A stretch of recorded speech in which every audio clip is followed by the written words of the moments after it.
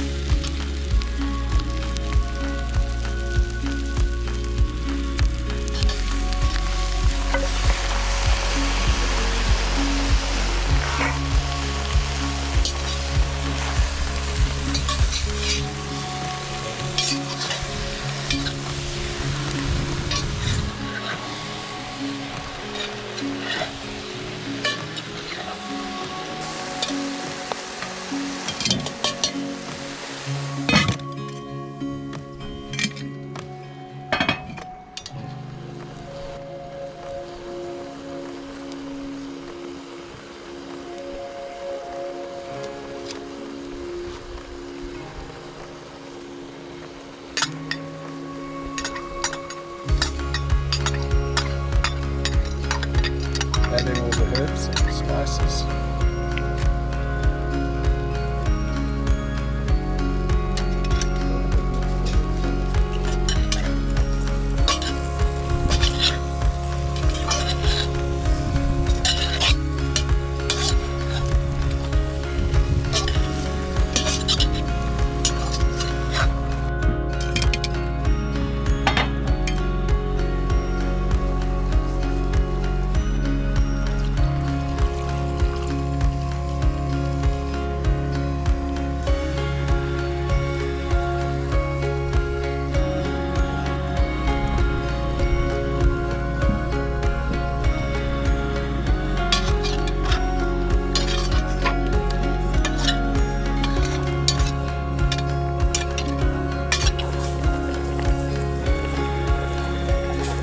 Okay guys, this is Elliot. He's my handy assistant today.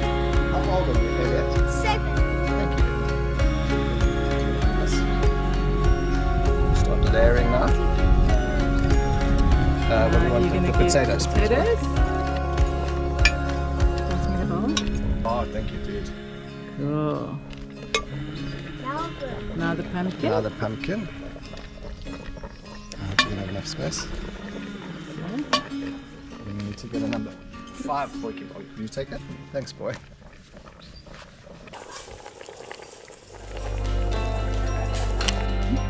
Okay, what have you got there? It's got onions and mushrooms. Awesome. You can give those to Uncle Gav. Okay, the red onions.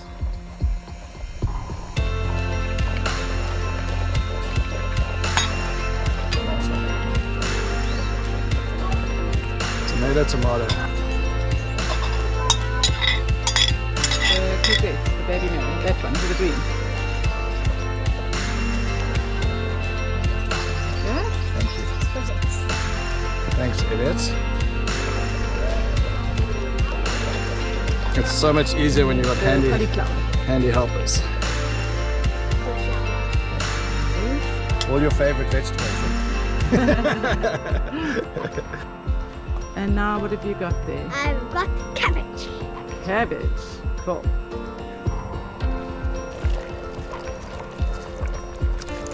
That's a full potjie. That's a big potjie, yeah. Elliot is one of our champions from the bushcraft this year at Carmel's program, who made the shelter for us and helped A baby cut one. the baby shelter and helped us cut walking sticks out of black wattle.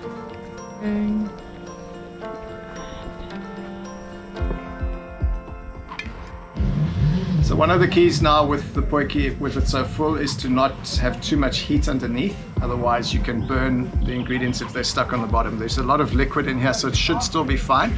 But with the amount of the weight of the vegetables on top pushing down, you don't want your garlic or onions or something that we stirred in with the meat to catch on the bottom and burn. So one of the things with oxtail and beef is to let it cook for a bit longer, at least 2.5 hours.